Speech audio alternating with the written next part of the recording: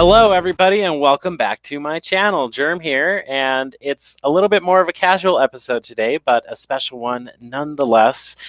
Today, I'm hosting the first of hopefully many fellow mentally diseased persons joining me on the show today.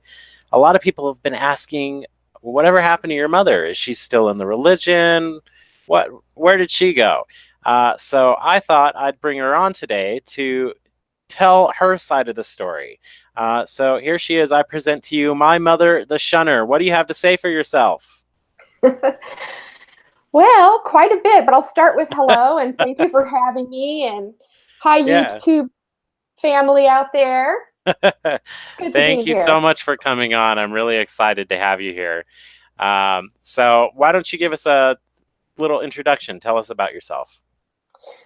Well, my name is Jeannie, and I was baptized, let's see, in 1986. I think I was just barely 18, and I was an active witness until I disassociated myself in 2007. All right. So there's quite a bit more to that story. I assure you, she's got a doozy of a story to tell. But we're going to get into that another time. Today, we just want to talk about shunning and what shunning is like for the person doing said shunning. If you're unfamiliar with my story, I'll post a link in the description below, or maybe I'll have a card floating around here somewhere. I don't know. But the most condensed summary is that this lady over here busted me, meeting someone that I had met online who turned out to be a predator and a pedophile. But she turned me into the elders for being gay, and I was subsequently shunned and treated as disfellowshipped, kicked out of the house, despite having never been baptized. So you know my story. Now let's get her side of things. So let's go back to the beginning there, when you first realized you had a gay kid on your hands. What was your opinion of gay people at the time? Well, I had several gay acquaintances that through the years I had met through work, and I liked them. I didn't have any particular hatred for them other than they were worldly. And just like witnesses believe, all worldly people, people that are not one of Jehovah's Witnesses, were doomed to be destroyed in Armageddon. So, yeah. And then when I found out you were gay, it was a bit of a tailspin for me. Um, I guess as far as what I thought about gay people, I was more that it's nurture rather than nature type of person. I thought that, people became gay if they had been abused or had really bad relationships with their parents. So I wasn't someone that believed that they were born that way. Gotcha. Okay. So you found me out. Why did you think that going to the elders was the correct and best course of action? Well, the initial reason was because I was worried for you. I didn't know if you had been abused. I knew that you didn't get along with your father very well. And I thought that the elders would kind of take you under their wing and mentor you, counsel you, get you back on the right track. And the second reason was really that I was obligated to, because Jehovah's Witnesses believe that if someone is committing a gross sin, that you go to the elders, because the elders are supposed to anoint you with oil or whatever it is that they used to say, and that they would be help save your soul from Satan. And also it's a cover your ass move too, because if you know of a sin, if you don't go and report it, then they say that Jehovah views you as being accomplice to that wrongdoing. So basically, I had to go. Yeah, yeah. Well, let me tell you, if the elders came at me with some oil, there'd be a lot Oh more than God, just me in trouble. you don't know how much I knew I shouldn't have said that the moment it slipped out of my mouth. So did they react the way that you expected them to? What did they say? They did not act at all the way that I expected them to. particularly since you weren't baptized, I really thought that they would, you know, want to help. But what we were told was that we needed to sit down with you and have a talk and see if you were willing to stop being gay, see if we could straighten you out. And if we couldn't, we were to tell you that there was nothing further for us to talk about. And we were to treat you as a disfellowship person from that point forward. One elder in particular was stressing that pretty strongly. Tell me about how it felt to actually sit your kid down and tell them that, this was pretty much the end of the line. What was that like? It was horrible. It was really, truly horrible, especially when I saw the crushed look on your face as you were getting up from the table and leaving. And I was doing everything I could to be firm because the elders told me that I had to be firm. I had to set an example of loyalty to Jehovah. As you know, that really means loyalty to the organization. But nonetheless, your father and I had to prove our loyalty and be firm, and that eventually you would appreciate our example and come back to Jehovah. Yeah. So it was a rough night. Cried a lot, but tried to hide it because, I was hiding it from your father because you're not supposed to mourn for people that have left Jehovah. So I guess I was not supposed to have any feelings. So that was a bit tough. Yeah. And how were the months following that like? I mean, did it get easier for you, or was it something that was always on your mind? Did you have anyone to talk to? It was always on my mind, and it was just awful because I worried so much about where you were, if you had food, if you had a job, you had a roof over your head. I knew that some of your witness friends had written letters for you. I didn't know if they were encouraging you. I had no clue. It was just really, really a tough time. I just can't even express how hard it was. I didn't have people to really talk to. I mean, I couldn't really talk to my husband about it because he was, I guess, firmer because he was saying to me, hey, he's of age. He's made his decision. This is his choice. So that was kind of a conversation stopper.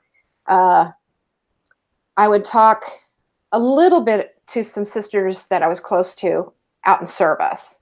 Although it was something that I didn't want your personal life blabbed all over the congregation. But, I had a couple of that I could trust, and they were empathetic, but I think they just didn't really know what to say.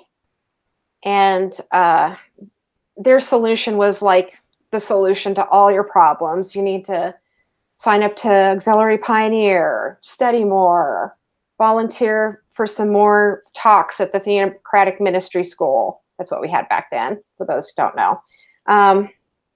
So basically, be busy and not think about it was the kind of the advice I was getting. And not to say that they were cold. They did care. That's just all they knew to tell me. Yeah, that kind of seems to be the witness's answer for everything. You shunning your kid, lost your kid, just go pioneer. You feel gay, go pioneer. That's the solution to everything. Pray more and pioneer. I wonder what pioneers do when they have a problem. Have you ever wondered? Because they're already pioneering. Just wonder about that. They're already pioneering. Well, there's plenty of ex-JW pioneers out on YouTube. We could probably ask them. Yeah, we'll have to ask. Yeah. So is there, during that time period where you were struggling to talk to anybody about what was going on, and you were, feeling everything that you felt, is if I'd have called you up and you would have answered the phone, is there anything that I could have said that would have made you stop shunning me, or would have, cracked your faith? I would say it put a crack in my faith, but it's not what ultimately destroyed it. Not that you called, but I'm just saying that that crack was real. But you could not have called and said anything. You couldn't have handed me a newspaper. I would have said, oh, that's just apostates writing that. You would have handed me apostate literature. You know for sure I wouldn't have looked at it. If you would have had something from a church, I wouldn't have looked at that because they're Babylon the Great. So honestly, I don't think there's anything that you could have done to change me. Yeah. So with that in mind, what led to you finally breaking down and contacting me anyway, despite all the strict instructions and everything that you'd been going through? Well, I was afraid to do it because I figured somehow the elders were going to find out. So I knew I'd be in trouble for disobeying. But I didn't like us being separated. I didn't like the not knowing. It was constant worry. And quite frankly, the elders' advice wasn't working. There was no demonstration of you coming back. And I reasoned that, you know what, this is not the first time that the Watchtower's been wrong about something. So I think they're wrong about this too. And we may find out later. I don't know. But that's when I just said, I'm breaking the rules. I'm calling. Yeah, and I'm glad you did. Believe me. Me too. Me too. Yeah, things would be a lot different now if you hadn't have done that. Did you? So after it was all said and done, you give me the call, you get me out of my situation. Did you face any consequences in the Kingdom Hall from other brothers and sisters from that point on, after you started talking to me again? No consequences. I did talk to my husband that I talked to you. And fortunately, he agreed that we would just keep it quiet. And we made arrangements for you to work in our business so that it was a business arrangement. And we were witnessing to you. So at least for a while, the few people that, dared to ask, we said this is a business arrangement and we're witnessing to him. And, over time, people just quit asking. So it became a non-issue after a while. Yeah. They were pretty sly about it, I'll tell you that. But they weren't lying. They definitely were witnessing to me this whole freaking time. That was great. Yeah. So how long would you say it took for you to come to terms with my sexuality, and how has your opinion of gay people evolved over time? Well, I would say that it took over a year for me to come to terms. It came to terms not only that you were gay, but that this wasn't a phase, wasn't my fault, wasn't your dad's fault. And I came to understand that you had to be born this way. Because if there was ever a spiritual kid who was out there, out in service with the pioneers, preparing talks when you were yay big, that this had to be something you were born with. And so that changed my perspective for all gay people. And I decided, you know what, if they're born that way, I'll leave it for God to read their hearts, and I'm getting out of the judging business. I'm just not going to judge anymore. Yeah. And just accept you for who you are. Right. Well, I really appreciate that. It's a lot of the reason I wanted to talk about this today was that there was a recording that popped up on a Facebook group some time ago. It was a gay kid who'd kind of been found out by his parents. And he recorded the conversation that they'd had with him. And man, it just gave me some PTSD flashbacks. I swear I've had the same exact conversation with you guys, word for word. And I feel really bad for the kid because I know what he's about to go through. And, they said the same things that you did, and they were standing firm, and, he's about to get shunned. Is there any advice that you would give to a kid like that in that situation that's being shunned, or has been shunned for a long time, about to be shunned, whether they're gay or not, just anybody? Well, I would tell them that right now it feels like the end of the world, because for you it is the end of the world. It's overwhelming what you're going through. Shunning is an extremely hurtful practice. It hurts the person that's being shunned. It hurts the person doing the shunning. And if it doesn't hurt the person that's doing the shunning, there's something wrong with their heart. And I would tell them that you need to recognize that this isn't your fault, that your family is under the spell of a very skilled, high control group that has had a lot of years of practice of getting people to fall into line. And that you are the better person in this situation. So you need to go out and make new friends, make new mothers, new fathers, and show people the love and the compassion that you're being denied. And, and I'd also say, too, don't give up all hope, because I'm living proof that a parent can change.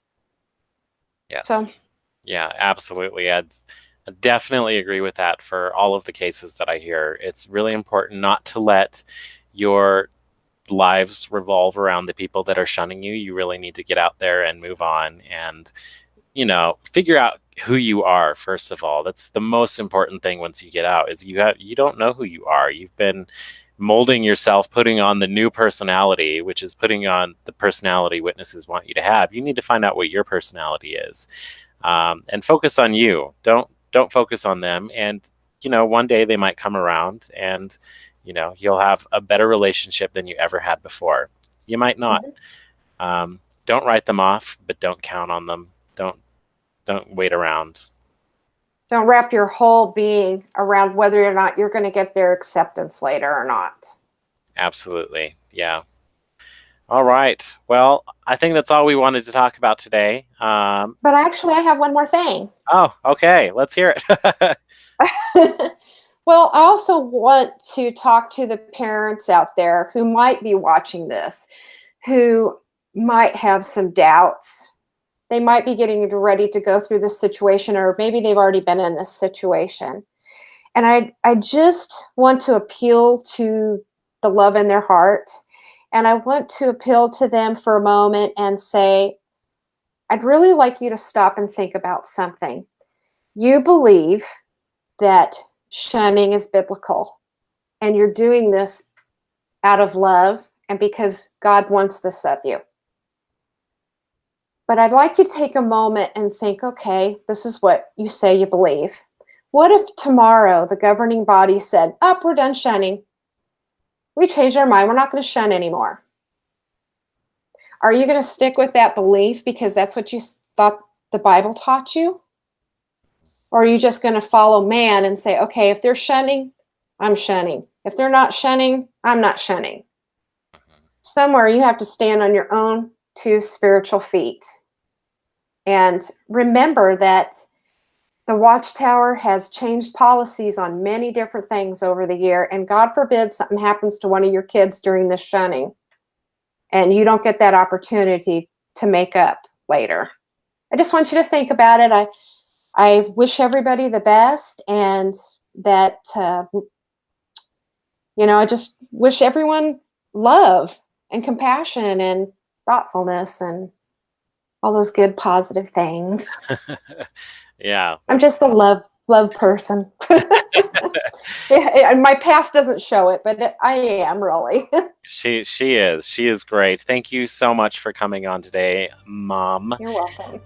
And hopefully we get to have you on again soon.